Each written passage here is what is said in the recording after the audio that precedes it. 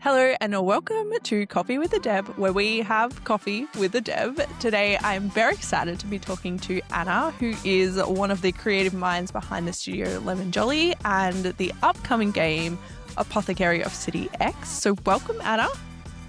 Hello. Hi.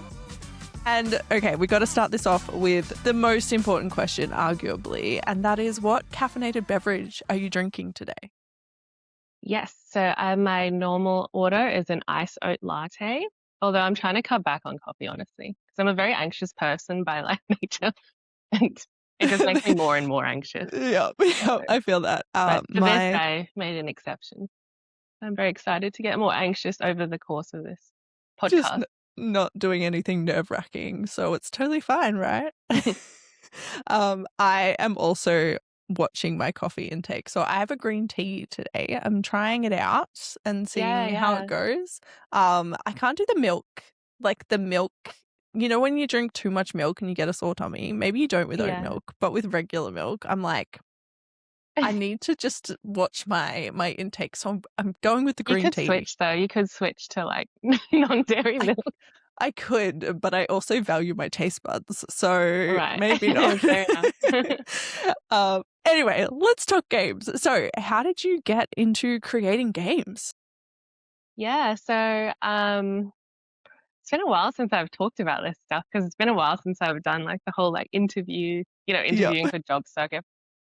Yes, so right now I'm at Lemon Jolly Games, which is like my own little venture that I Mhm. started about 2 years ago, I want to say, maybe a bit less. And yeah, and we're making our first IP, which is Apothecary of City X. But before that, I started a long time ago now. I want to say 2015.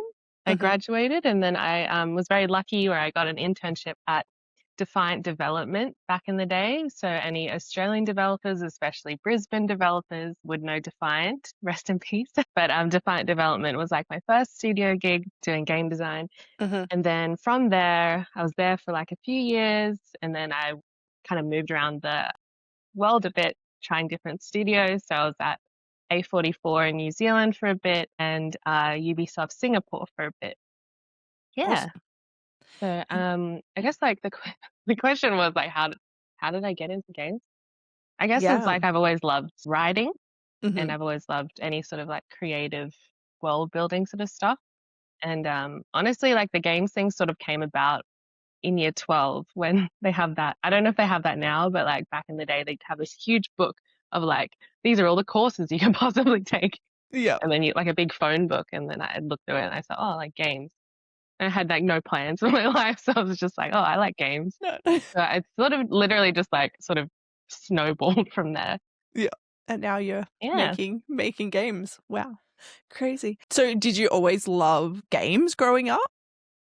I did. Yeah, no, I did. I always played on computer though, which I find I used to find I'm sure it's like not an outlier, but when I talk to other game developers that are like around my age, Mhm. they talk about, like their Game Boys or their PlayStations or whatever. And I feel like I only specifically had an old like box computer and that's like my my background in games is like specifically like I played computer games and like the early days of computer games, like I would Mhm. play very weird games that like my parents would find in like the bargain bin or something at the reject shop. So there Yep. was one game that I'd always play, which was this CD called 1001 Games or something. And it was basically 1,000 just like crappy demos of Yep. like games. And like most of them didn't work. Like you click on one and it just like wouldn't boot up or something. So that was like what I would play. Yep. Really weird stuff like that. Did you Uh, get the games out of the cereal boxes? Do you remember when they did that? yes, I did. I didn't somehow I like missed all of the really good ones. So people were saying like, oh yeah, I got Sims, I got like Age of Empires or I whatever remember from it the cereal boxes, and distinctly. Yeah, getting yeah, Age of but like I Empires. I feel like I only got like really weird like off-brand stuff, which I feel like has sort of been good. I want to say like as a creator because like that sort of weird upbringing on games. Yep. And like I also read like so many books when I was growing up. Like that appetite has made like a very weird garden for like my current like creative products come out of sort of thing. Yep. Yep. Yeah. Yeah, no, I was a PC girl as well. Like my dad was right into PCs and building PCs. We never had a console. It was like, ew, Yeah. Xbox. We don't do that. We do PCs. So I Yeah. I have similar memories, I think, of Yeah. the most random weird games that you'd find and like the discs or magazines and things like that. And Oh I don't yeah, even games from like remember. magazines and stuff. Yeah. Yeah. It was a whole different world back then. The kids these days, they don't know how good they've got it. It's true, yeah. I half on about this, but I remember like you have like one game you buy for like the season, Mhm. for like the half of your year, like you because it was like $100 or whatever for like one Yep, game. So you buy it and you're like, I'm gonna just play this game for like a whole year sort of yep, thing. Yeah. yep. Different world. But that's really cool. So, I mean, you've mentioned a little bit, so they obviously have influenced you as like a game designer, and you mentioned like books as well. So what kind of books were you reading? I'm a book nerd as well, so I'm just being nosy for myself right Yeah, now. yeah. Yeah, I should have said like so my background I started off as like game design, but then like I did a lot of like writing and narrative design in my career as well. Yep, And I kind of do that now. But that's also coding. Like, I wouldn't say like I'm a coder, but it's like a test. Like, oh, I'd failed that. But I do the coding for Apothecary of City X. yep, That I don't always like, but it works. Yes, so like yeah, I read a lot of books when I was growing up, and I still try to read more, especially now, like working for like 10 years in like the games industry. It's just like, oh, computers too much. As I get older, I'm like, I can't yep, look at the screen for like, 10 hours a day anymore. So I'm like, yep. and anything analog I'm into. So like books, of course, amazing. Yeah, so I'm recently been rereading the series. I think they're called like the Over the Wall series or something, but it's called there's like a trilogy. It's called Sabriel, Lyriel, and Abortion. It's like from a writer called Garth Nix, who I believe is from Melbourne. So it's like a very old series back in the day. I think I would call it YA, I want to say, but it's like fantasy, and the shtick of it is that you're following these three, following the character who's like a necromancer, but like a good necromancer kind of Yep, sort of thing. Like her whole shtick is like she's putting the dead back down, sort of thing. yep. And I loved that. I love that series, and every time I reread, I'm like, it's perfect. Like if this I somehow get a lot of money and a lot of clout in the future, and I could just like ask for IPs, like this is like the book series that I would be like, please let me make a game of this series because it's so cool. Yeah. Because it's so well written, but also like the way that it describes like its magic system and like death as well. Mm. It's so cool. And I feel like I've always been like drawn to any sort of fantasy that is like about sort of related to death, but not all the way to like horror sort of thing. Like I can't really do horror. I get ya. I get what you mean. I can't do horror, but like dark themes are okay, just not horror Yeah, I themes. love Yeah. dark theme. The game we're working on now is like I call it like grim cozy. So it's like set in this like sci-fi abandoned dark city, but it's also cozy. And like I love that sort of vibe where it's like things are scary, but also like, oh, it's kind of spooky in a fun way, like something. Yeah. Oh, that's so cool. I love that. So you mentioned you did some formal studies. So what was that like? And Yeah, so yeah. yeah, so I did a Bachelor of Game Design at Griffith University, Uh-huh. which was in South Bank, Brisbane, Queensland, the film school. Yeah, it was all right. It was pretty fun, like as Yeah. like university experiences go, especially because at Griffith University, the film school, it was like, the film students, fine art students, animation students, game students, all in like one area. So I Hmm. felt like that was very cool because then you like meet all like these different people that are all different creatives and like all doing different creative cool things in one area. So I think that was pretty cool. But I wouldn't tell anybody like any aspiring game developers that you need formal education because I've met like hundreds and hundreds of amazing talented developers that were just like, oh, I just decided one day to learn how to Yeah. 3D model, and then they did, and now they work at like Riot or whatever. Yeah. Um, coding though, like, so like, I feel very lucky that I was able to use like a year of my time, like, savings and stuff to learn how to code and make this game because I've Mm, always wanted to learn it. It's very hard, though, like trying to learn by yourself. yeah. So if you want to go deep into, like software engineering, like coding and stuff, that I would recommend probably doing like a formal education. But like art and like writing and stuff, like you don't really. For me, I'm like just like just write a lot or just do a lot of art. Like Yeah, that's yeah. like that's how you get good at it. Yeah, no, definitely. So do you think it was worth it to do the study? Um, I mean, so we're Australian and we know like the boomer generation, they got free university. I'm just like, is it worth it that I have to pay for it and they didn't? Never. And I'm just like, no. Um, but like I don't regret it because like that was the way that I got my first internship and like they say like getting your foot in the door, like that's like the hardest part of getting in the games industry because so much of like a lot of like jobs and stuff, at least in my experience over the decades, like a lot of it's like word of mouth sort of thing. So if you get like your first job, it's like easier to get like your next job sort of thing. So yeah, I don't regret it. That's good. Yeah. It's always nice when you don't regret major life choices. So you've obviously worked in a few different kind of companies on different kind of scales. So what was it like going into an internship? Like what was that, I guess, your first game dev job like? Yeah, I think it was like good. It was like so long ago, I just don't remember. I mean, the Mm, client like is like holds such a special place in my heart, that studio, and the people that work there, because it was just like the perfect, honestly, like as like a little baby game developer, it was like the perfect place for me to go because like one, they're working on Hand of Fate at the time, which is like perfect for me because it's like the sort of game that I would play and like it was like very like story heavy and like writing heavy and like that's something that I felt really like comfortable in. So it just felt like a perfect fit, like yeah. perfect fit game as like my like first internship and everyone was so like really nice. I feel like with internships, like if I had to give a recommendation if anyone had to do one, it felt like kind of like I feel like internships like for unis and or high school and stuff, the companies don't expect too much of you. They're kind of like, oh, like you could like move some papers around or whatever, Yeah. stuff like that. They're not like, oh yeah, like solve this huge problem for us. And I think what really helped me to go from that internship and jumping into like,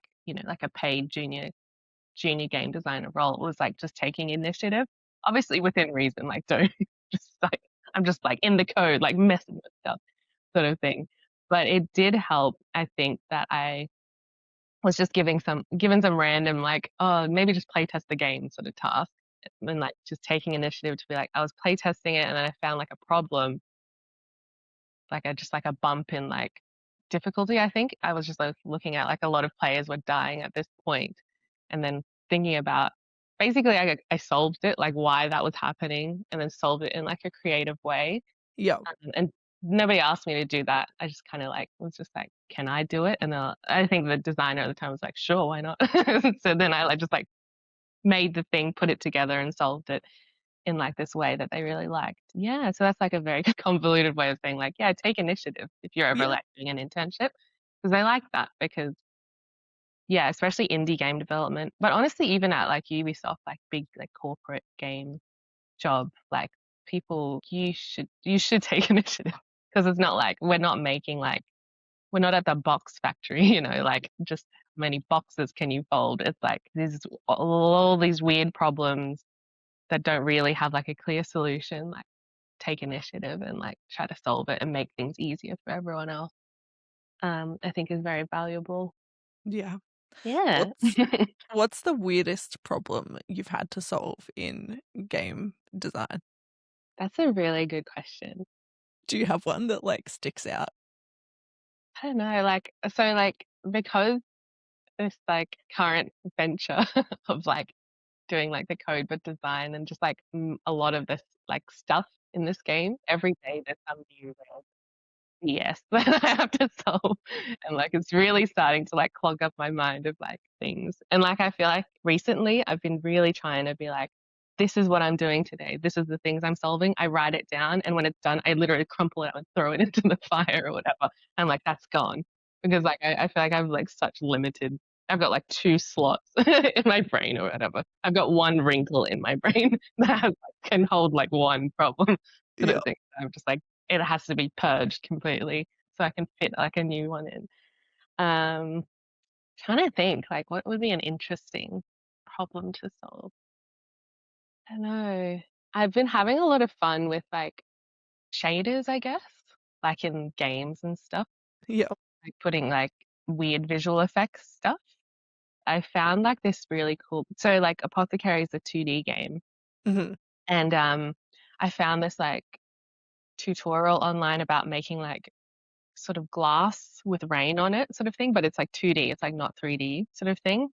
And like people asking like how do I use it so like it looks like I can put anything behind it sort of thing. And then there wasn't a solution for that. Like whoever made the tutorial, I think made it like 10 years ago or whatever. And then all the commenters is just like how to do that. And I figured it out and I didn't write it down how I figured it out. So again, it's like kind of like that thing of like I like solved this problem. It's like really I remember when I did it, I was like, oh cool, I did it. Like I should write this down so I could share it with the community. And I didn't. And like honestly now, like because that was a few like quite a few months ago, if you ask me like how do you do it, I'd be like, like I don't know now. Like You know. it works sort of thing. Yeah. So I feel like that's not a very satisfactory answer because I'm like, oh, I solved this cool thing, but I can't tell you how I did it because like I can't Mystery. remember It's a anything that I mystery. do anymore. You have to play the game to find out, right? Yeah, yeah, Yeah. for sure. No, that's cool. I guess talking about, you've gone from Defiant, which was Defiant indie, or was it kind of in that? Yes, I think it was like, yes, it was Yeah. indie. And like, I think that term gets thrown around a lot now, but I think back in the day, it literally just meant independent, right? So Mm. it was like if you didn't have a publisher, and they didn't for like 10 years, and they did quite well without a publisher. I think at the height, it was like probably 20-ish people full time. Yeah. So I feel like that classes as yeah, indie. yeah. So what was it like going from there to Ubisoft, who is not indie? Um, I think, oh yeah, so like I was on the Skull and Bones game, which like Mhm. no shade, but like a lot of like people outside that game, like developers and also like players and stuff were just like, that must have been like a hell project because like notoriously it was in development for so long, basically. I forget how long, like a crazy amount of time. It released last year, I think, but I think it was like in development for like 8 years or something crazy. And so I kind of popped in near the end of it.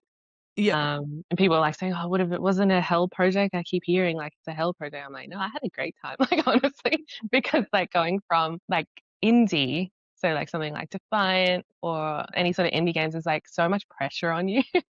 Um, People aren't like putting pressure on you, but like especially I think for everyone, but like for game design, like there's this pressure of like there's if you make this decision, it could really be great or it could be not great. And like, like that feeling of like, oh, like my decision could have like this big impact. And that's like quite a lot of pressure. And you do feel like, I feel like in indie, you do feel like the pressure of like, I want to put this time in because it's like, there's not many of us, like, and if I could put in one extra hour or whatever, it's going to like have a big difference. But Ubisoft is just like hundreds of people, so many studios around the world. It's just like I'm a tiny, tiny cog in this huge machine. So like I found my time at Ubisoft really great because I was just like, oh, I could just relax. Yeah. Like obviously I worked hard and stuff, but I didn't feel this pressure at all because I'm such a tiny cog in this huge like machine sort of things. It was like a very relaxing. I think I was like there for like a year and a half. So I was just like, oh, I just like use that time to, like not do overtime, use a lot because it was Ubisoft Singapore, so it was like not there. It was like health insurance sort of vibe there. So like they don't have. I don't think they have free healthcare in Singapore, but because it's like you go through this company, you get health insurance. So I just use that health insurance to like go Yep. to yoga, get like massages, and like really like get my Why not? personal life and my health together after Yeah. like all the stresses of like indie.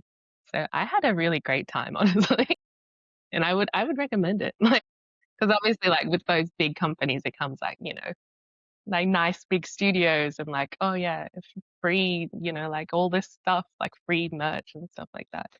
Uh, Shout out to the Ubisoft Singapore studio because yeah, a lot of great talented people there. Yeah. Yeah, oddly like so I'm a woman and also like Asian. Like Yeah. I don't, I've noticed. But like yeah, in the Australian industry, especially like 10 years ago, it was like nobody that really looked like me in any of these rooms that I'm in, like these like design meetings or just any meeting really. But like Yeah. going to Singapore was quite refreshing, obviously, because there's like a lot of people that look like me, but there was also a lot of women and like a lot of women in like leadership roles at Ubisoft Singapore. So that was like really cool to see. Yeah. That's Yeah. really interesting. Like that there was such a Yeah. difference, I guess. Yeah. Yeah. I mean, not massive difference. Like obviously we No. were still a minority, but it was like, yeah, definitely noticeable Mm. and it was great. Quite Yeah. relaxing actually. That's good. Do you I mean, I know a lot of people think, oh, if you go into corporate, you're like, you have no creativity and there's no passion. Like, did you feel that? Or were you just like, this is Not at chill and all. okay? It's just bigger problems, basically. That's like how I would say it. Like AAA is like there's just it's huge. Like the game that you're making is like huge usually. I mean, like that's my experience, like with my one, because Skull and Bones was this big, big game. So going like corporate in that sense, like there was just so much game. So it was still, you're still being creative, like where there was just, you're like in your little feature family or whatever, like that sort of Yeah. thing. So yeah, those, you're still being creative and like, I mean, very talented people there, obviously, as well, and like very Yeah. creative people. So yeah, like obviously you're still being talented, still being creative there Yeah. as like a designer, like I felt. Also, it was like a bit of the Wild West there, like when I was there. So I felt like because I was coming from this indie background, I felt like I could just like assume responsibility of things. I'm like, oh, I'm just gonna take this on. I'm just gonna do this thing. That's okay. And people are like, sure. So Yeah. I still felt like I don't know, it felt sort of the same to me as like a designer to like work at Ubisoft or like an indie studio in that Yeah. sense. Like I still could flex my creativity and stuff like that. That's There good. was just a lot more people around. So I guess why did you choose to leave and do your own thing? What prompted that? Yeah. So I think what actually prompted it was I was talking to somebody from the Australian industry while I was in Singapore. I think we were just chatting or something. And they mentioned, so back in the like 3 years ago, I think this was, or maybe, I don't know.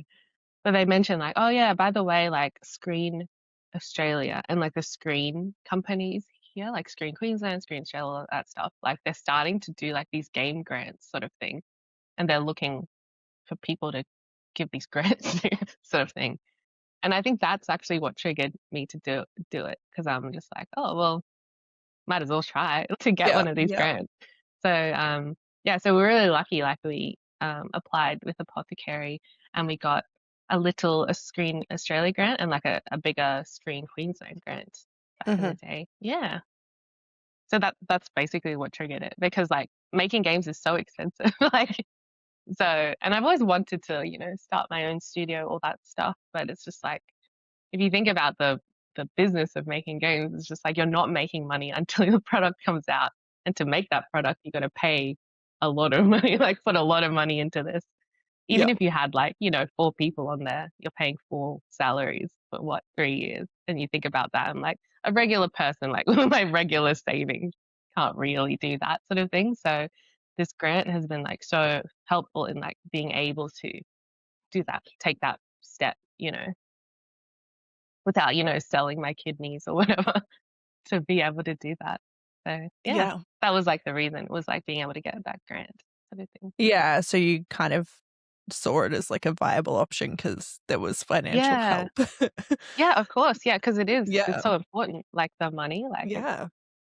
because they say like, oh, like if you're a true creative or whatever, like you just do it, like you Yeah. You you'll suffer for like your sell art your or own it's not mother or really art. whatever and Yeah. like do it. I'm like, no, like not really. Like you don't have to suffer for art. I don't really believe that. Like Mm. because then you just burn out and like the games especially, like it's like a marathon, you know. Yeah. Unless you're making like it's a very small sort of like game sort of thing, but like the creative act of making a game is a marathon, and you need to be there in the present. You can't just like burn out in like over the course of like 3 months or whatever. Yeah. Yeah. So Um, so tell us about Apothecary of City X. Where did the concept? yeah. So Apothecary of City X is you're running like a little like Chinese medicine apothecary, but like in a dark future sci-fi city. Um, and it's like heavily inspired by the movie Dark City. I don't know if you've ever seen that, but I think it's like from the 80s or something. But it's this like sort of perpetually night city sort of thing. Uh-huh. There's something like slightly dreamlike and liminal and off about it. So we're very heavily inspired by that for the setting. Like, I honestly don't remember like why I'm like, oh, this game, like I want to make this game and like where it came from. I think it's like when I make things and when I think about like making games and the games that I want to make, it's honestly like I usually come from a place of like, I want to build this world to inhabit sort of thing. Like for me personally, I want to escape into this world kind of thing. And I think that's pretty much where it came from, where I was just like this like spooky sort of liminal dark city, but in it you've got this warm, cozy little apothecary. And sometimes Uh-huh. like come out of your little apothecary hole and like explore around the city, like get freaked out, come back, light some candles, and you're like cozy again. And like that, I think that sort of concept is what kind of drove it. And then like the theming and the art and stuff, like is like this sort of Hong Kong aesthetic, like Chinese aesthetic. That's sort of just like my culture that I wanted to put in because I thought that would be nice, that sort of thing. So like when you think about, like Blade Runner, the sort of sci-fi aesthetic there is like more, I want to say heavily mixed of like Western Japanese aesthetic. So, like neons and like, neon vibe sort of thing. Whereas like the sort of Hong Kong old Chinese aesthetic mixed with sci-fi, we wanted to go more like you think about like smoking incense and like paper posters and like this sort of like old religion, spooky vibe. Like we wanted to go more like that way. So we were also like influenced by Wong Kar-wai film In the Mood for Love. So if anyone's ever seen that, that's like a very good movie as well. Yeah. Yeah. No, that's awesome. It's such a like interesting like mash of different things, like taking the apothecary, which is it's not old fashioned, but it's kind of like, I don't know, not mainstream, I suppose, and like putting it in that future environment, I think is such a cool kind of thing, like taking something old and something new and kind of mushing them together. Yeah, yeah. So that's actually one of the themes I think that around like the narrative and the world building as well. So we've got, Yeah. yeah, like future, but then also, I don't know if it's a spoiler or not. It's not because it's like very early on the game, like this kind of creepy hag. I call her a hag, but like, in like like a loving way. Like she's Yeah. very spooky looking, visits you in like a dream sort of sequence. And Hmm. without spoiling anything, like she sort of represents your lineage, I guess. So like in the game, like you have this big book, like a recipe book, I want to say, but it's like an ancient book with all like your medicine recipes or whatever that's like Yeah. been passed down the generations. We kind of say like, oh, passed down the generations of like witches or whatever, but I don't want to say like witches is not just witches. It's not like this Western idea of witches. We wanted this idea of like it's super ancient kind of thing. Like, and the ideal version of the book is like it seems like it's just been added to Hmm. over thousands of years. So then you kind of see like ancient Sumerian writing or whatever, or like there's like a bit where it's like all just like Chinese writing or whatever. Um, yeah, so it's like been passed down in your faction. I don't know. Like we haven't really decided Yeah. what it is, but essentially like medicine keeper, wise woman, that sort of stuff. Yeah. Yeah, Yeah. so we wanted to have that in the game as well. Um, but not in like like in a way that's like, oh yeah, like old good and future bad kind of thing. We do want this feeling in the game where it's like nebulous, like I don't know, it's like it's not clear like what is good and bad kind of thing. So in the game there's like a space elevator And that's kind of like your goal is to escape on the space elevator. And like people, we've been discussing like, oh, like the government or whatever who own the space elevator and like the people who were able to leave and live in the space city, they're like, oh, like they're the elites, right? Like they're just like the evil people and like and they're just greedy and they left and left everyone else. And like I didn't really want it like that, like the clear, like, oh, they're evil and we're good down here sort of thing. Yeah. I wanted the idea of like whoever left on the space elevator, it was like quickly like they tried to get um the smartest like people that could survive and like could help build like a space city and keep it alive sort of thing. So regardless of your background or like your socioeconomic status, they were just like this person's like the smartest engineer person, like let's take them sort of thing. So it's not just like, oh, like they're all just like big fat greedy people up there. It was more like it was just like this feeling of like, oh, they did it to survive, but it still feels bad, but also it wasn't like clearly evil sort of thing. Yeah, And yeah, I yeah. kind of want that with like the spooky. I call her a hag because like I want her to feel scary, but there's also like the heart of like, oh, like nature and like why Yeah. wisdom and stuff like that, but not clearly like, oh, like we're good because we're like against science. It's not like that. It's just kind of like everything's weird in this like world. I can definitely hear the like fantasy influence, like the book fantasy influence there for Yeah. sure. Have you read Red Rising, that series? No. Okay. It's kind of similar vibes from what I remember with the whole like people on the surface of the planet are, the people who are kind of well off, but then there's people underneath who are, you know, trying to escape to get up, basically. That's really simplifying it. I've done that really bad. But it has got similar themes, I think, there in like the different perceptions and like the people on the surface don't really know and the people underneath don't really know. And like, it's more complex and more nuanced than just good versus evil or better or worse or whatever. So it's really interesting. Yeah, um, yeah. yeah, I think it sounds really cool. So I'm very keen to play it when it comes out based on the story as someone who loves like a good fantasy novel. Um, Yeah. I yeah. like because like because no one can stop me essentially. I keep adding random things into the game. And Yeah. recently we added in the baby. So the baby was always going to be in the game. So basically it's you and you never Mhm. see yourself, so you don't really know who you are kind of thing. But it's you the protagonist and you've got a baby daughter. And like that's why you have to leave is like you want to save enough for you and your baby daughter should probably have a better time up there instead of, like in this dying old city. So you always had a baby daughter, but like recently we put in like you can click on the little crib and like look at it and like the artist, Tiffany, they did such a good job like with the baby. It's so cute. Which I'll probably upload like a screenshot like, onto the Steam page. Why not? Put it in the Yeah. trailer, like a whole trailer for it because it's so cute. Because it's literally like it's not doing anything. It's just like looking at this baby, just is so cute and fat, and it's just Yeah. like breathing, and it's like you're watching it sleep, and you're just like, oh my god, it's so cute. Yeah. So yeah, put that in. Is there any gameplay to it? Not really, but like I But guess it's it's kind of cute. like encourages like, oh my god, it's so cute. Like I want to protect it. Yeah. Yeah. It's emotional context or something. Yeah, yeah, Yeah. I think so. I'm sure there's a way you can justify it.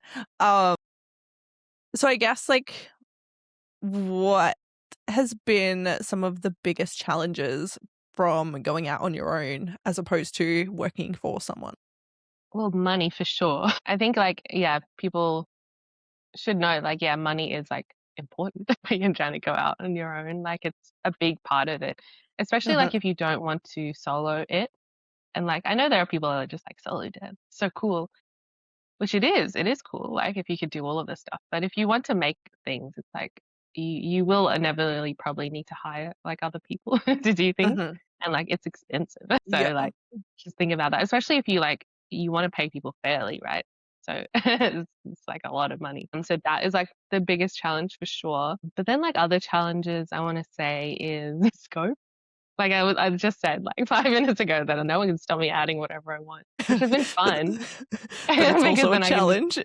yeah, because then I just add whatever I want. Yeah. But then, like, at some point, you got to scope down or like focus up. And like, my background is not at all in like production or anything like that. So I think that's Mhm. definitely a weak point for me is like, staying focused and being like, these are the things and this is like the timeline sort of thing. I just sort of take it week by week. Which in a way, like, if you got a bit of like a runway, that is also kind of good because it's like, oh, that's a lot of cool creative things come from just being like, I'm gonna try and put this thing in, and like I feel like putting this in and put it in, see what happens. Yes, so scope, that's like a challenge. And also like trying to, I guess, like again going back to this idea of like work-life balance or whatever, and like and not suffering for your art. Like you're gonna suffer a little bit because it's just like you're trying to make this cool thing. So it's not gonna be easy. But I think it's very important to try to stay, like drink water and like exercise and like go see like your friends or whatever and Yeah. don't like work like 15-hour days because you will burn out. And I think that's something that I feel like you should slowly learn, I hope, because like over a decade, I feel like I still haven't learned how to do that properly, like this Yeah. work-life balance thing. But it is something that is on top of my mind a lot of the time. Like, this is important. I don't know Yeah. how to do it properly, and I don't follow my own rules a lot of the time, but it's Yeah. important to me because, yeah, burnout is real. Like, I feel like there was a point in my career where I felt like I was burnt out for a good year or something. Like, you're not like really cognizant of it. Like, it doesn't feel like, oh, yeah, I'm burnt out. It's just like this kind of feeling of like creative things are like harder to do and like it's harder to get out of bed kind of thing. So it is real and it can like affect you for a long time. So try to avoid that if you can. But that's Yeah. something that is also sort of a challenge, I guess. It's like you want to Yeah. put all this time into this like little baby that you're making, but also like being cognizant of like you can't like you can't put like all of your time and all of your like coins into it because it's important to like do all these other things, like Mm. look after your health and stuff like that. Yeah. Yeah, no, for sure. Do you do like set working hours? Like, how do you manage? I know you said you don't really know what you're doing, but what have you tried? Yeah, like, well, I do try to do random experiments to see, like, is this like a better way to do things, like weekly Mhm. experiments? Oh yeah, so like people say like don't look at your phone for the first hour or something. And I recently did that experiment and it's like not working in that like I haven't been able to do it. As in like Yeah. I'm like, I'm not gonna do that. And then I immediately get up and start like looking at my phone Yeah. kind of thing. If anybody's tried that, let me know how that goes. What else? Oh yeah, I've been trying to get back into just like analog stuff. So like just like books, like going back to like using Yes, books for I love literally that. everything. I've got like 5 books. I recently bought like this has been really helpful is just having like a pad, like a writing Mhm. pad, just or like just a big piece of paper like put on your desk. That has been super helpful because I find that it's like it helps with my brain to organize myself because for a while I would just do everything, digitally, like on Asana or whatever, notes, something, Miro, noting down like notes or like writing down like things to do, which work, I think, for some people. But like recently, just having something physical and like whenever I have a random thought, it's like constantly it could be literally anything. It could be like, oh, this would be a good idea, or like, oh my god, like I forgot to walk the dog, or like, or whatever. Like, just write it down. Like immediately, just Yeah. put it down on like a piece of paper has been so helpful because it just clears out that thing immediately. So like going back to like, Mm. I have one brain wrinkle. I can only Yeah. handle one thing at a time. Like What's even that if like called? consciously you're just like, Yeah. oh, cool idea. Don't think about it yet or like, oh, like I gotta pick up the baby. I don't have a baby, but like I gotta pick up the kids in an hour or whatever. Yeah. Even though you're just like noted, don't need to think about that now. Like I feel like subconsciously you're still sort of thinking about it. And for some reason for me, it really helps to just write it down. Yeah. And then it's just like it's done, it's somewhere. And then my brain is like, oh, okay, I can let that Yeah. go now and like free up my one brain wrinkle. I Yeah. think I heard someone else talk, I think it was similar, but along the same lines about closing loops and like Yeah. that. is like an example of like how you can close a loop is by like, writing it down and then that loop's closed and you don't have to keep looping it in your brain. Yeah, Was for I think sure. the thing. And I'm like, oh yeah, I do that all the time. That's cool. Yeah. But it's Yeah. cool that like writing it down works for you, like For sure. physically Yeah. writing it down, I guess. Um, Yeah. yeah, there's something so powerful about like putting pen to paper too, I think. Yeah, for Um, sure. yeah, I don't know. I It love it. just It's great. it feels like it's not, but it feels like it's more like meaningful if you write it down. I don't know if you For get that sure. vibe as well, where you're like, Yeah, no, it because I'm means just more like, oh, because I I don't want wrote to it waste down. this paper. Like, Yeah. so I feel like with writing, especially like not brainstorming. Yeah, like so like on if I had Miro open or something, when I used to brainstorm or write notes there, I felt like, well, I could just delete this, Yeah. start again. I've got infinite like space.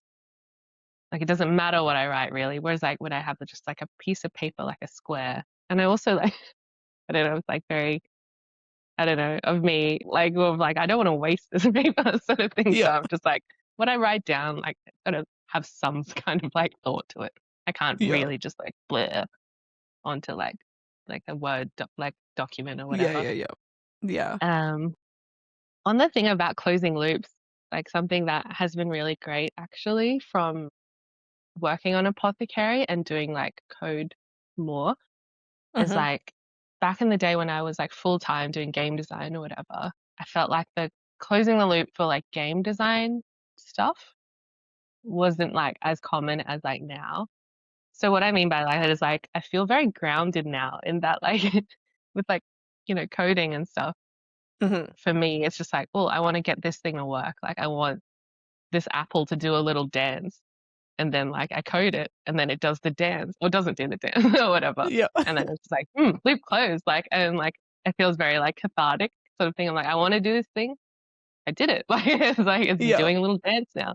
Whereas like working in game design, especially for these like huge sort of projects that have so many like entangled like sort of other decisions from all these other people. It's like it did kind of have this feeling of like I'm making this decision now, and in cahoots with all these other decisions like, that all these other people are making in 3 years. I might get like this nice catharsis sort of Yeah. thing. Like of course, like yeah, like when you're a game designer, you make a thing and like oh, like I think like I'm 90% sure that this is good. But the true catharsis of like you put it like in front of players and the players say like oh this is amazing. You're like oh catharsis. Yeah. Like Yeah. it feels like I was like very living up here for like Mm. years, which didn't feel as nice as like now where I'm like, I'm also doing this stuff, but like I feel like I can do a lot of grounding stuff now, like code where it's just like, I want to make Apple dance. I did. Nice. Like, and I feel Yeah. like very cathartic, like loop closed. So I feel like very chill these days. I feel like I was way more stressed working full Yeah. time, Yeah. doing game Which is design. interesting. Do you think, I mean, it's kind of a given that there's more pressure now. So it's Mm. interesting that you feel more chill with more pressure. Yeah, I don't know. I don't know what it is. I feel like, yeah, as I get older, it's just like, it's just not that serious. Like, it's like sort of like my moral. Because, like, obviously, yeah, a lot of things going on in the world right now. So that kind of Mhm. helps that thought process where it's just like when I was like a little baby designer, like 20 years old or whatever. It's just like things were so serious, you know. It's just like, oh, I'm so stressed, like, oh, like I'm working at this job and like this person's like kind of a dick or whatever. I'm like stressed. Whereas now it's just like it's really not that serious, you know? Like Yeah. it is serious in that like creativity is so important, art is so Mm. important. But also it's just like we're making art, like we're making fun things. It's like when it's Yeah. not really like we're not curing cancer, you know. So it's just like trying to keep it chill, Yeah. like because it's like I am like living like a very privileged sort of life to be able Mm. to, make art. Technically not for a living yet, but like potentially for a But kind living. of, yeah. Yeah, so I feel very chill these days Yeah. because I'm just like, well, it's like not that serious. Like Yeah. Yeah. No, I I love can't that. make video games. Yeah. Yeah. What more could you want? What has been the most surprising part about game dev? The most surprising part. Is there anything you were like, "Oh, I did not expect this to be part of my job?" No, I can't really think of anything off the top of my head. but I wouldn't say it's surprising so much, but I have been like pleasantly surprised of the community that I've gotten Hmm. from working in games. Yeah, like I don't know.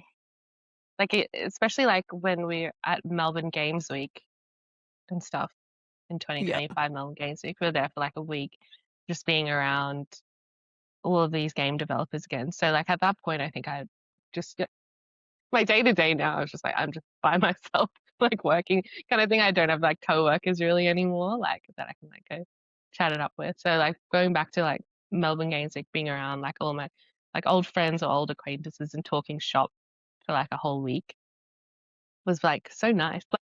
Like, and I guess it's not a surprising thing, but this feeling of like, oh, this feels like a cup that I need that like Mm. I guess I wasn't conscious of until recently. This idea of like I have community, like old high school friends and stuff, but they aren't in like game development in any way. Whereas like being in game development, being around these people that talk about the craft of making games, or talk about art, or talk about that sort of stuff, it's like it filled up my cup that I didn't know existed, kind Yeah. of thing. Like yeah, like I feel like I need this, like this feeling of being around people and talking.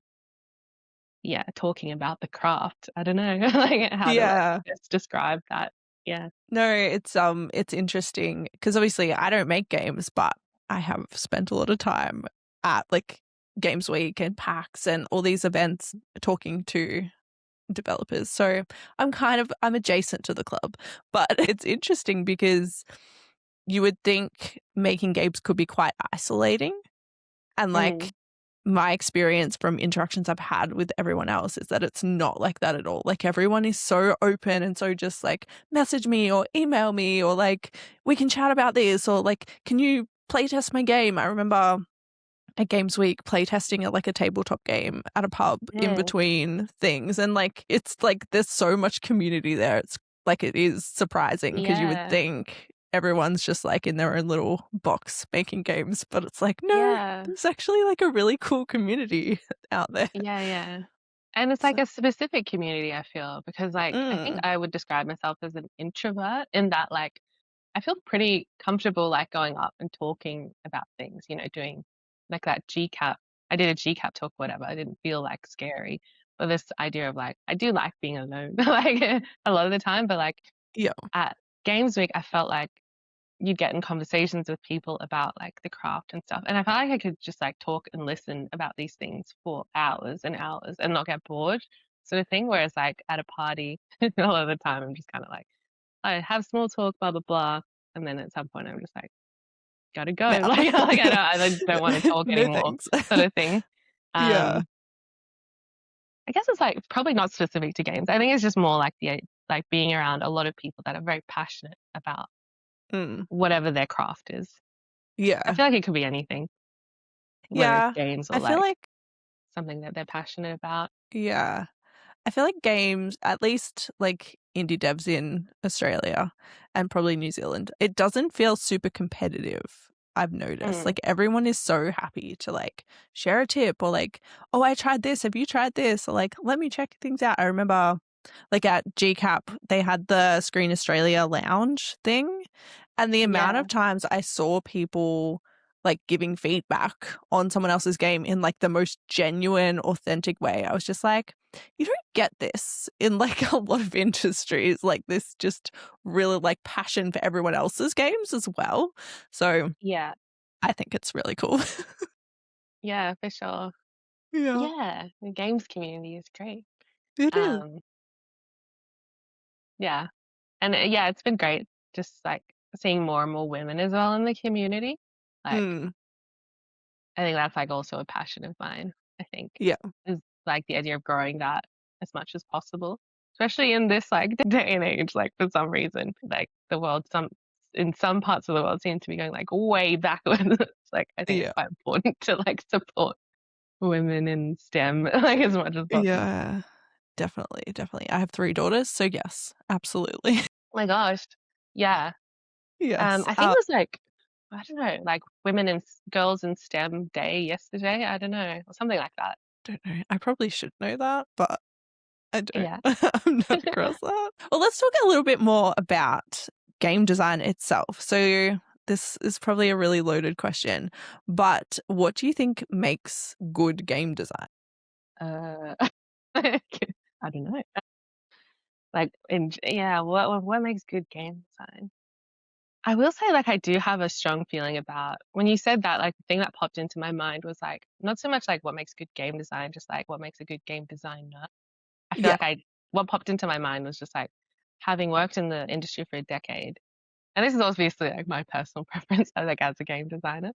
So I don't know if I'm gonna piss off a lot of people when I say this, but like I feel like a good game designer compared to like the people I've worked with and like my own personal preference is like a game designer who is very it's like almost like a philosopher like when they in the way a philosophic approach to game design in the idea of like when you think about like those old philosophers that would be like they're just like I don't know anything like and I will never know anything kind of thing but I want to know sort of thing and that like Yeah. sort of approach to game design rather than like a more rigid idea of just like this is what good game design is kind of thing like this is like if I'm making a shooter game this is how it's exactly supposed to be or like good narrative looks exactly like this kind of thing. And I've met both types like in my career, and I feel like the people who are like way more like who knows, like I'm making this decision, could be Yeah. right, could be wrong, but like this is my argument for why this is like good, but also like hey, like feel free to argue with me kind of thing. Like I think that makes a very good game designer in my experience, like of people Yeah. that I've worked with, because it is like it's not it's I think it is a bit of like black magic. Like when you're making games, it's like, Mm. especially if you're trying to make something that's creative and different. Like if you're just trying to like copy like another game, sure, like then copy it, like which is totally fine. Like if you're just like, I just want to make this and like reskin it and make it look like this, that's fine. But like as a game designer, if you're just like, I want to try to make something different kind of thing, I think it's like important to approach it in like an open way and not ever feel like you know everything. I think that's quite important as a game designer because I feel like once you have this idea of like, no, like my idea is like the best and will always be the best, like I'm the smartest and the best game designer. I think that you've gated yourself in now and like you're not Mm. open to the creativity. Yeah, that's my Yeah. answer to that. Like what makes a good game designer Yeah, no, I and love what that. makes good game design is like again, it's like black magic and also combined with like the market, like Mm. it's just like this thing, like this new thing, very cool game. Everyone loves it. And then like everyone like kind of copies it or something. It's just like people don't like it anymore. Like don't like that sort of thing. So it is like a combination of like what's unique and what the market wants, plus like a bit of black magic, plus like, your experience as a game designer. And hopefully it all comes together into this product that people are just like, good game. Yeah. It's Yeah, yeah. like It's a big question. I was talking to someone recently about, so I have my own preferences for writing and for, I guess, like what sort of narrative I like to input, Mhm. sort of thing. And like, I was talking to someone recently about this where they were just like, don't you hate blah, blah, blah writing in this game or in this book or this film sort of thing? I kind of come to the conclusion of just like, it's not like good or bad writing. I mean, obviously there is like it's obviously like a sort of benchmark of like it Yeah. has to be at least this good sort of thing. So past that point, it's just like preference. And I've like when I was like a junior and I'd be just like, this is garbage. Like, why would anybody read this or like want to play this or whatever? But I Mm. think it's like yeah, if like I've accepted as like a writer, it's just like I don't really like how this is written, like this sort of genre or like this sort of like writing. That's okay because like a lot of people seem to like that.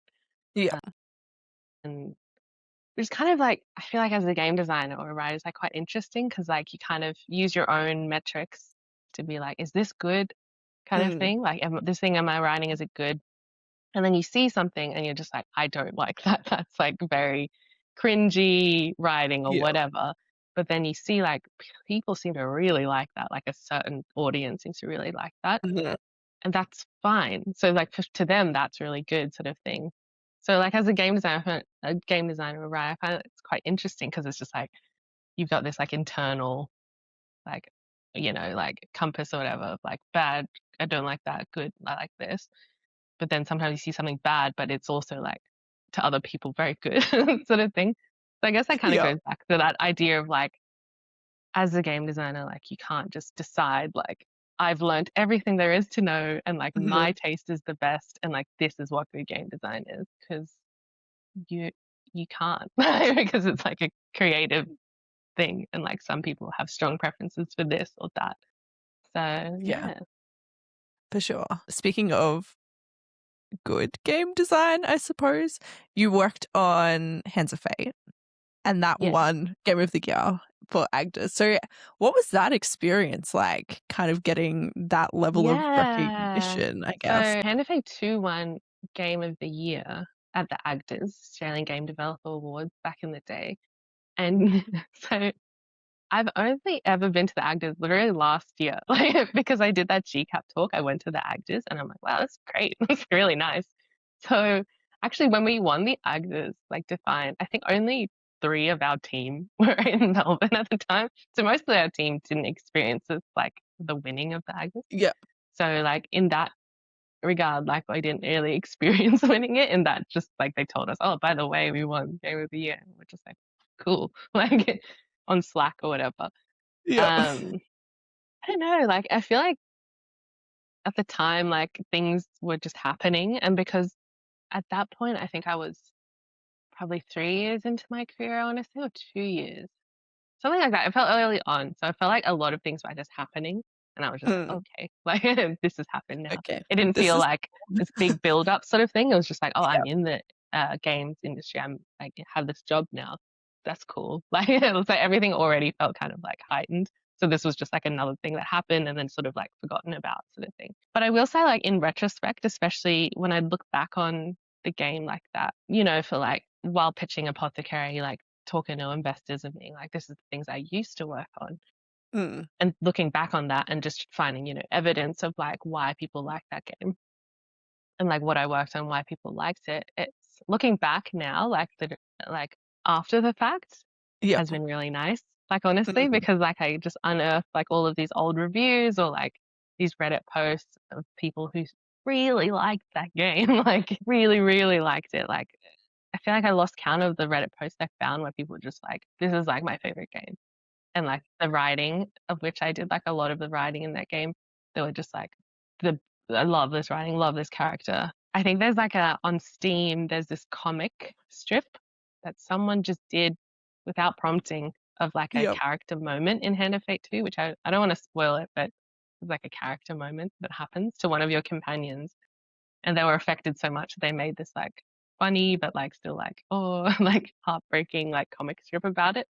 Just like wow, like it's cool because Very it's just kind of cool. like it's cool in that like the idea of like you made this thing and you want it to affect people Mm. and then it did like kind of thing in a way that like they're just like I love this game or like this game made me laugh or smile or cry or whatever. And Yeah. I think that's very cool. They say Yeah. like I think they say like comedians or something like you have to have like low self-esteem in a way to be a comedian because you love the applause. You want to say a thing and then people like clap clap.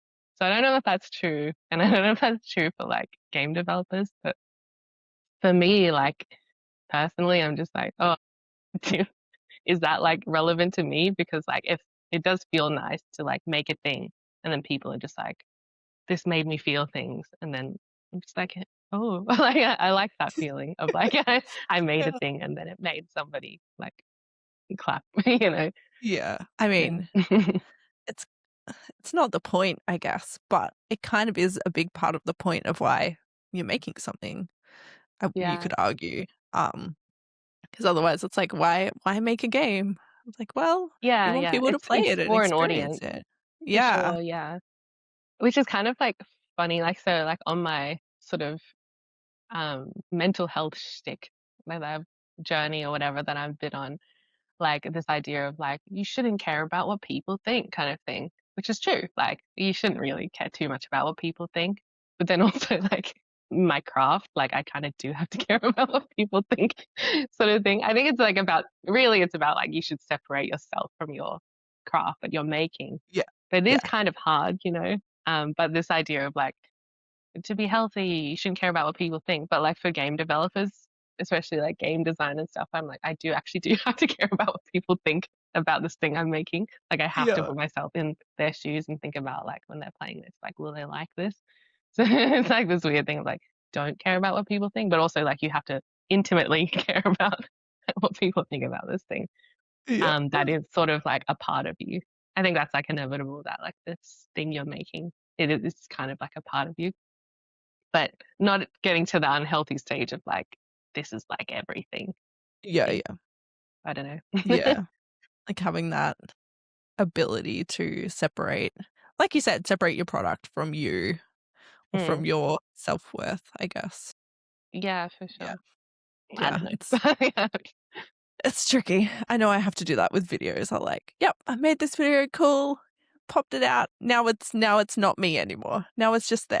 And Yeah, if it gets a bad comment, yeah, oh yeah, well. Like, or if it gets a for good comment, sure. oh well. Like, Yeah, and I think it's good for creation as well. So like they said mm, that who's the lady, the writer who made To Kill a Mockingbird? I forgot her name. The writer for To Kill a yeah, Mockingbird.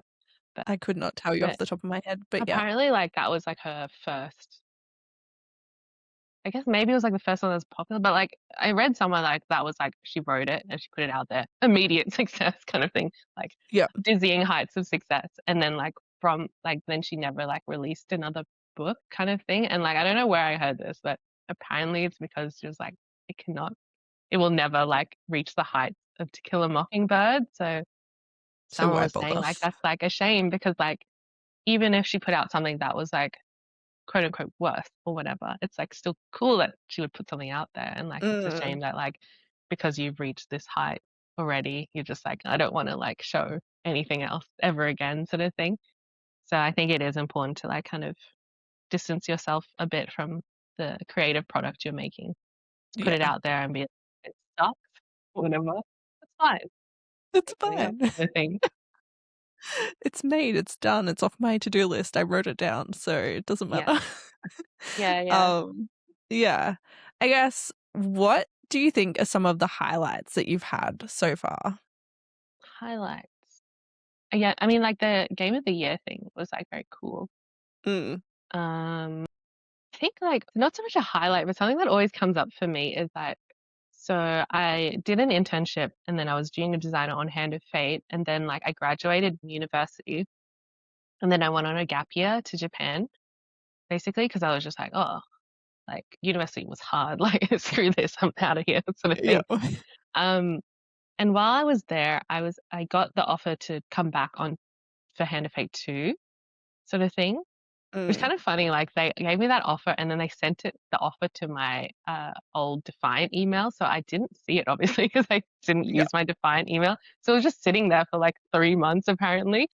So, like, I think in their minds, they're like, "Oh, she doesn't want it," kind of thing Right, until I she didn't followed up. say I was like, anything. "Hey, you gave me that offer, but you didn't email." And they're just like, "Oh, we did, like, 3 months ago." And I was like, "Holy shit." Anyway, yeah, so, like, I was there for a year. I got that offer, very cool. And then I was living in Kyoto at the time, and Kyoto is where Bit Summit is. Mhm, So like 10 years ago, I was at Bit Summit. I just got like the official like offer. So I did junior game design work on Hand of Fate, but didn't feel like, like, oh, this is like forever sort of thing. But this like I got my first official like full time, like here's your like role sort of thing in Japan. And then I went to Bit Summit like a week later, I remember.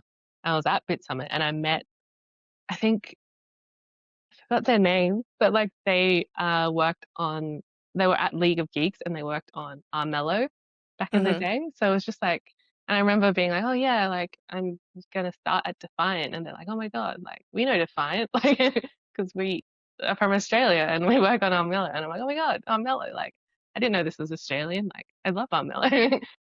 So I think that was like, I wouldn't say it's like, oh, it's a massive highlight. It was just kind of like something that's always stuck out to me of just like how small the industry is, like like a tiny family. Like across the world in Japan, I was living there, I just bump into someone from like League of Geeks sort of thing. And I thought that was very cool. Mm. it was just like, "Oh, cool." Like, "Hello." Like, "Nice to see you there." Other highlights, I wanna say being able to meet so many cool people, I think is definitely a highlight. I think some of my, like, oldest friends are like these 2 ladies that I worked with at, Defiant back in the day. Emma Kosh, amazing 3D artist, has like 1,000,000 followers on Twitter, I think. Anne Just a few. Marie Weber, who is like a amazing sound designer who's been in the industry for a long time. Uh, I remember like it wasn't easy when I started, but she started a long time ago, and I was like, I can't even imagine like what it would have been like to be a woman working in the industry when you started. So I think that's a highlight if I want Mm, to shout them out because like I love them with my whole heart, and if I wasn't in games, I wouldn't have met them. What else? I don't know. What else? Like games are cool, and I'm yeah. glad that I'm in games. Yeah. Yeah. What was hearing you got funded like for Apothecary? It was very cool. I think like when I heard it, I was like, "Oh my God, very exciting." Yeah. And then I think I just like laid down on the deck for a while, like looking up at the sky, being like, "Wow." Like, but that was very cool. But also Mm, like I feel like just being in this industry is just like all very surprising sort of like career because it's just like not like a straight path for anyone, I think. And I think surprising things just happen like all the time. Sort of thing, like, "Oh, like, you got this job offer," or like, "This game won game of the year." "Oh, like, you like, this whole studio is going down." "Oh my god," like, "You're moving to, like, Singapore now," or like, "You're moving to blah, blah, blah." "You've won this," or like, "You've been fired from here," or whatever. So, like, things are just, like, constantly happening. So, I feel like it doesn't feel like, it was just, like, another thing that's happened. You know what I mean? So I'm just like, "Oh my god, cool." But also it's just, like, surprising thing happened surprising thing, like 200 happened like in this career. yeah. So You're just yeah, riding the roller coaster and you're so used to it, you don't even basically, it notice anymore. does kind of Yeah. feel like that where I just like it is a roller coaster and like I've kind of I was about to say like I've resigned myself to the fact, but it's not like that. I'm Just not on like this roller forced to be on coaster. this roller coaster, but yeah, like I'm like, oh, it's just like another it's like an up in like this weird roller coaster that has like unclear of like where it's going. Yeah. That's cool. So I'm trying to stay on it for as long as possible. Especially like, yeah, while I can before I have any like major responsibilities in my life. Because I've got a dog, but like other than that, like, and like I can't afford a mortgage yet, so I don't have that responsibility either, luckily or unluckily. Yeah. So like I'm like kind of living a very chaotic, trying to stay in this chaotic career while I Mm. can. Yeah. You just embrace the chaos. Yeah. Cool. Is there anything you have had to do as a developer that you didn't think you would have to do? Or like as Um, probably more in like your role now. Is there anything mm. that you're like, I never had thought I would ever have to do payroll or taxes or I don't know, something random like that? Yeah, just out myself, just like I've never had to pay taxes and now I do. Um, yeah, so like definitely it's like working just essentially in this very small team, sometimes just by myself for a bit while I try to get money together. Like I've got so much like regard now for, and I've always had that regard, but like just like this anybody who does like very good marketing, like Mm, anything to do with marketing it's like, it's just not my forte, you know, like there was like a brief period last year, I was just like, maybe we should be on TikTok or whatever, or like maybe we should be doing that thing where you like post once every day or whatever. And like and we're just like, oh, I can't do this. Like this is like not for me kind of thing. And I have yeah. like so much respect for people who can do that and do it like really well. Cause Mm, it's like it's yeah, yeah, it's its own like beast of like I don't know, like algorithms and like yeah. seeing like what the market trends are and like being able to I think for a while people were saying like, oh, it's good if like you could put your face like on a video or whatever and be like, hi, my name is blah blah blah. I can't do that. Like all powerful people who can do that. And if we ever get like enough money, that'd be great. Like being able to do that. hire someone to do that properly because Yeah. it's its own like sort of it's even more nebulous, I feel, because it's just like, will the algorithm be good to you today kind of thing? Like put yourself out there like once every day to just see if like people will like it or not. Um, Yeah. so that like I mean, I knew I would have, I don't know, like that's something I'd never touched ever because I kind of stay off social media just personally sort of thing. So like, and Mm. I've stayed off like Twitter. I've never like used Twitter or anything like that. So like this whole world of like marketing and social media and like online presence is like very new to me. And when I had Mm. to like kind of delve into it last year, I was just like, I just don't want to be here. Uh, so Yeah. like anybody who do that did that well, like yeah, like yeah, that's like a skill for sure. It is. We hear marketing. Like, I have no idea marketing's a whole other thing, and it so is, like, and it's unfortunate because if you don't do marketing, there's a good chance your game won't sell, Yeah. even if it's the best game in the world. Yeah, yeah, yeah. So Like it's that's like, so important. yeah. I'm just like, oh. I was like, it's like a necessary evil. Yeah, Yeah. yeah, yeah, for sure. So marketing, but like because we're still so small, like doing payroll and stuff is just kind of like, spreadsheets, which I feel fine about. Yeah. S Um, Spreadsheets are good. We love Trying to stay spreadsheets. focused though is very hard. Like I found like we've just tried different things like Miro or like Trello or like Asana, but like because we don't have like a dedicated producer or anything like that, Yeah. kind of like falls off the bandwagon so easily. Um, like it just usually ends up being like, we're not using any of those things. And like the artist is just asking me directly and they just send it to me. And then we're just like, I've just put in the game. There's no like official ticking of boxes or Yeah. going through the Asana tasks and stuff. So that, I don't know. Like, it'd be good to get a real producer probably. Yeah. It would be helpful sometimes to have someone to tell you what to do, I feel. For sure. Yeah. Yeah. Or We to could be all able do with to, that producer in our life. yeah. Yeah. Just in general. Not for games, just in general life. Give me a Yeah, yeah, producer. for sure. Okay. Do you have any advice for aspiring devs?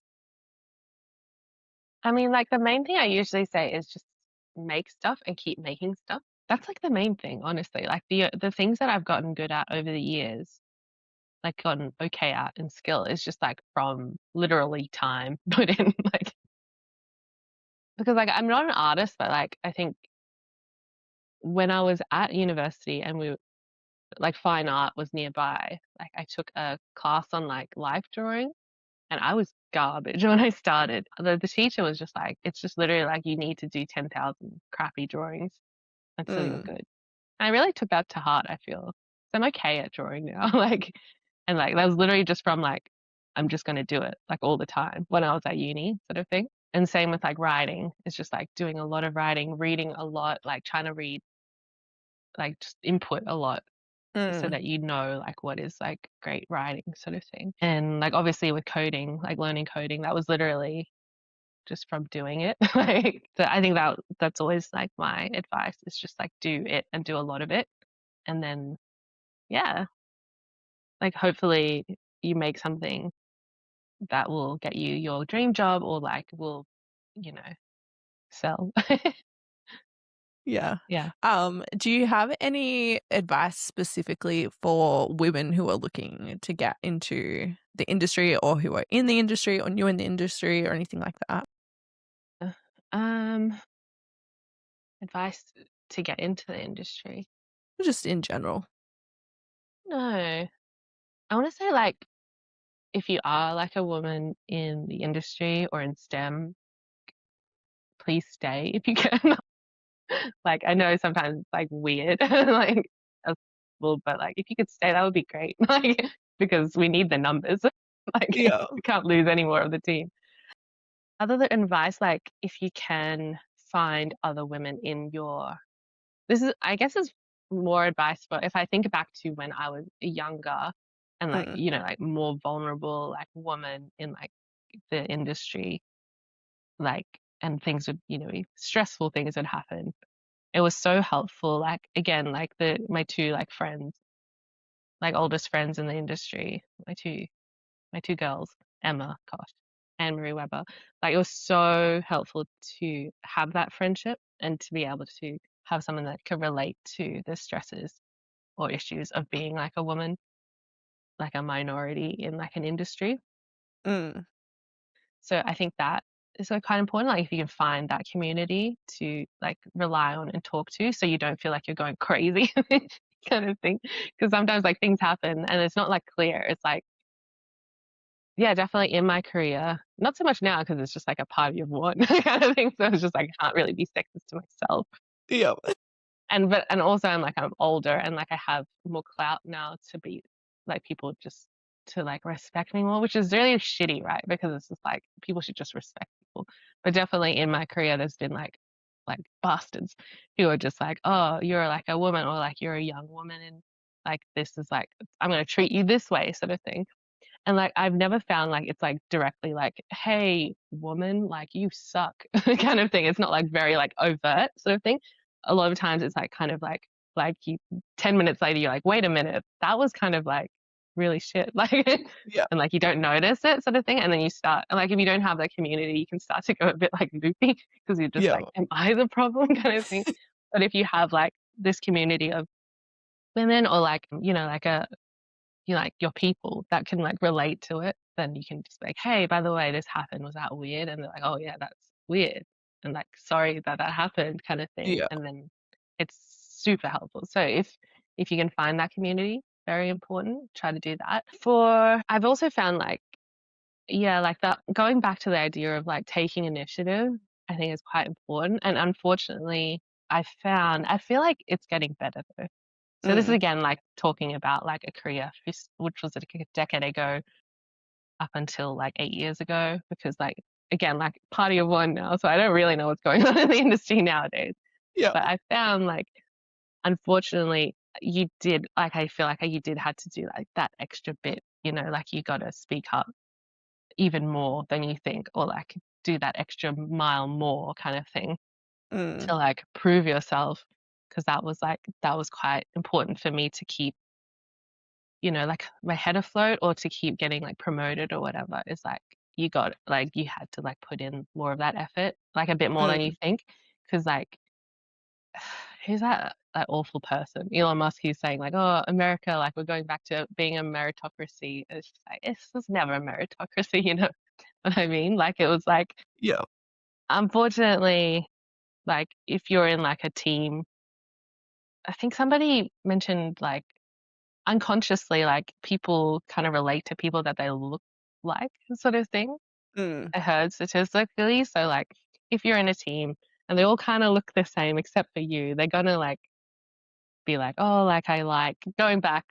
There was like this experiment once where in Scandinavia, I think they were following VCs, so venture capitalists, people who invest in, startups and stuff. And they followed all of these venture capitalists as they were like being pitched to by all Mhm. these young startups. And they found like consistently the same traits in young men and young women were seen as positive in young men and negative in young women for VCs. So like something like, what's like a good example? Like they'd see like a young man was inexperienced and they're just saying like, oh, like he's a go-getter, like he's got so much potential. And then like for the young women, like they would be like, oh, like she's like a bit too inexperienced, blah, blah, blah. And something like a woman being called aggressive versus like the young man being called like, oh yeah, he's got that, yeah, go Yeah. He's getting passionate. thing. And like they found that consistently in this Mm. experiment, and the VCs were both men and women, sort of thing. So it wasn't just men, Mm. sort of thing, thinking about that. Mostly men, though.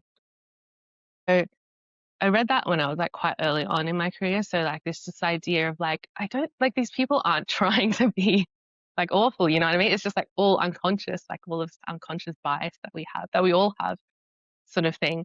And like that's sort of like what you're working against in a way, Mm. at least like when I started in my career. So being mindful of that and then therefore both trying to speak out louder and like do things more, but also this idea of like, because knowing that there is an unconscious bias, not taking too many things to heart or like Mm. being like, or holding the opinion of somebody too much, if that makes Yeah. sense. Yeah. So when I was a junior, like people being like saying something weird about like maybe my work or whatever, and then being like, that doesn't feel right. And like, why did they say it like that? And then just knowing like there is an unconscious bias sort of thing and being like, oh, okay, there's like maybe there's that unconscious bias there. So therefore I can like let go of that opinion so much. Mm.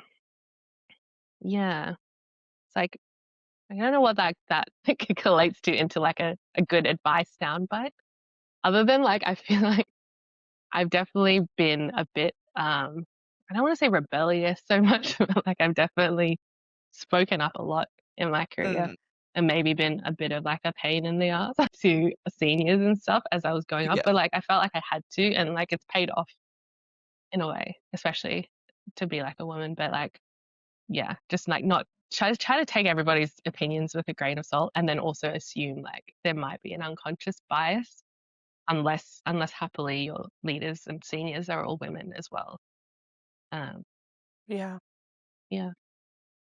Cool. I think that's really interesting, like to think about it from that perspective as well. Like, which is cool. Awesome. Is there anything else you feel like we haven't talked about that you would love to talk about or share? Um, about games, not really. I think I was writing down notes for like what to talk about like on Yeah. the podcast. And like recently I've been really into watching video essays like on Mm. YouTube by people about many things, but like a lot of video essays about like games. And it's just like like somebody was so excited or so into a game that they made like a video essay. Like nobody paid them to do this.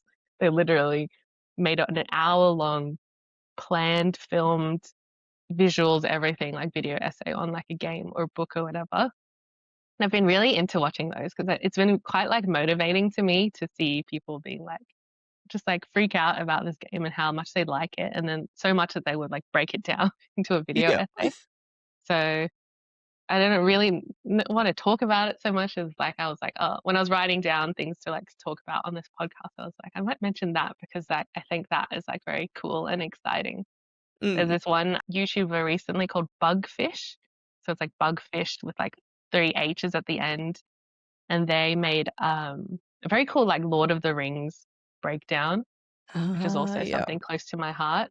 But Mm. like recently they did a video essay on Danganronpa, which I never played, but it was like a game that first released around like 2010. Mm. Quite an old game, but it's like a sort of anime murder mystery game, and it's just like chaos and like such a good video essay. So I'd recommend that. It's like literally 3 hours long where they break down this like game, which is just Yeah. like nonsense. Yeah. I love that. I think I've seen the rise in video essays and Yeah. it's I think it's very very cool. cool. Yeah. Yeah. It's Yeah. also like very daunting for someone who does video to be like, wait, is that what I need to be doing? Because that is a lot. But Yeah. Yeah. it's cool to watch. Even like I've seen a lot more like reaction videos where people will like watching, Mhm. this old movie for the first time and they'll kind of film their reaction. And I love watching those. I don't know what it Yeah. is, but I Yeah. think Yeah. there's something really like cool about seeing someone experience something that you love and seeing what they think. I Yeah. feel like Yeah. video essays kind of dig into that in like a much longer form kind of way, but it's like, Yeah. I really love that game. I wonder what they think of it. Oh, I thought that too. And it's just like this whole Yeah. like other like relatability kind of, or like a layer of relatability that you have because you have this shared interest, which I think is so cool to like see people Yeah. Yeah. deep dive it in that For way. sure. But it is an interesting trend as well. I For don't know sure. why it's so fascinating. I'm on like I get a lot of book like videos come up on my TikTok feed. And sometimes it's like, finish this book with me or like me reading this book and they'll just like show little snippets of them like reading a book. And if it's, Oh. these a couple of specific ones, I'm like, oh, I'm watching this because I want to see if they cried where I cried or like, I want to see what they thought Oh. about this. You And watch someone read a book? yeah, like Oh, wow. literally they'll just do like a cut together of like clips of them sitting there with a book, like reading the book. And I don't know what it is, but it's just like really fascinating, like seeing, if people experience the world the way that you experience the world, if that makes any sense. Yeah, So, I think so. yeah. Yeah, I think it's Must be cool. something like that. Yeah.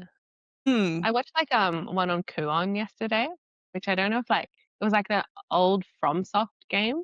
So before Dark Okay. Souls, they made like horror games apparently.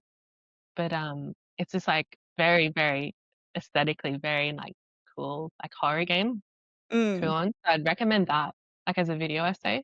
Not so much to play because I think it's a bit of a slog, like the combat isn't great. It's kind of funny because then they went on to make Dark Souls. Obviously, it's just like such dialed in combat. But Yeah. that's like a really good video essay, like anything on Kuon. Yeah. I mentioned earlier in the podcast, like I don't like podcasts, but if I really need to like dial in and focus and stay awake, I watch horror like through because like it really freaks me out and like puts me on Yeah. edge, and I think that's good. Like because it kind of keeps me like wired and focused. I don't need Um, coffee. Just put on a horror game playthrough. All right. Well, we're going to wrap it up there. Thank you so much for coming on and chatting. We will leave the link to check out Apothecary of City X in the show notes. But otherwise, thank you so much, Anna. It's been an absolute pleasure. no worries. Thanks so much for having me, and thanks for having me. I think on something else, like maybe the PAX thing, and Yeah. or potentially my random friend who represented the game at PAX. I'll have to look that up and see who it was. Yeah. But yeah, no, it's been really great. So thank you. And thank you for tuning in if you're watching or listening to this. And until next time, stay caffeinated.